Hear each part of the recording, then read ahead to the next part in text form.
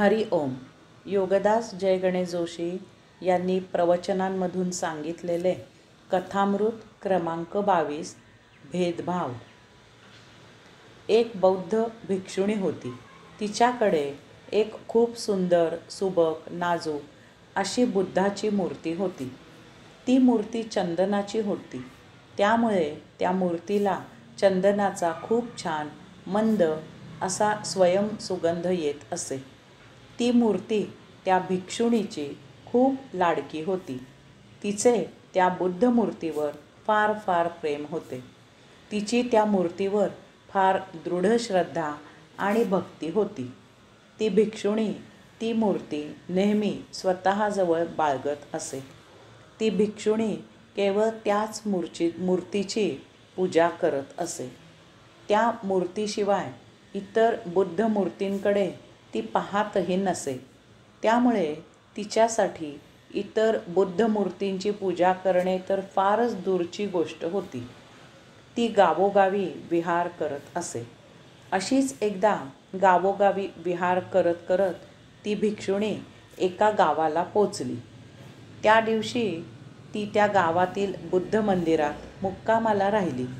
त्या बुद्ध मंदिरात बुद्धाची एक अतिभव्य अशी मूर्ती होती. त्याचबरोबर त्या मंदिरात बुद्धाच्या इतरही छोट्या छोट्या अनेक मूर्ती होत्या. दुसऱ्या दिवशी प्रातःकाळी ती भिक्षुणी त्या तिच्या चंदनाच्या बुद्ध मूर्तीची पूजा करायला बसली. अगदी मनोभावे तिने धूप लावला आणि तिच्या लक्षात आले की धूपाचा सुगंध फक्त तिच्याच त्या चंदनाच्या बुद्ध मूर्तीला न मिळता मंदिरातील इतर सर्वच बुद्ध मूर्तींना मिळत आहे. ती स्वतःशी म्हणाली की मी का म्हणून इतर मूर्तींना धूपाचा सुगंध देऊ? मी केवळ माझ्याच बुद्ध मूर्तीला धूपाचा सुगंध देणार. परंतु वारा काही तिच्या मर्जीने वाहायला तयार नव्हता. तो त्याच्याच मस्तीत धुंद वाहत होता आणि तिच्या धूपाचा सुगंध संपूर्ण मंदिरात पसरवित होता. हे पाहून ती भिक्षुणी बेचैन झाली. तिला आता काय करावे ते समजेना. ती विचार करू लागली की माझ्या धूपाचा सुगंध फक्त माझ्याच बुद्ध मूर्तीला कसा मिळेल?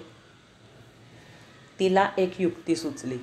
तिने कागदाची सुरनळी केली आणि त्या सुरनळीचे एक टोक धूपाशी आणि दुसरे टोक त्या चंदनाच्या बुद्ध मूर्तीच्या नाकाशी लावले.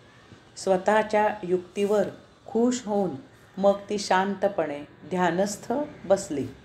ध्यानामधून व्युत्थान दशेत आल्यावर तिच्या लक्षात आले की तिची चंदनाची मूर्ती काळी झाली आहे.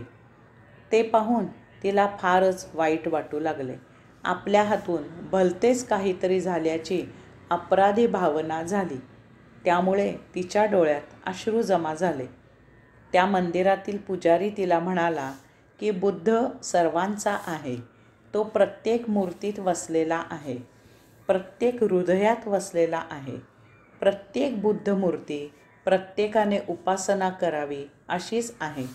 बुद्धाबद्दल भेदभाव करणारा इतरांबद्दल भेदभाव किती करील? हरि ओम.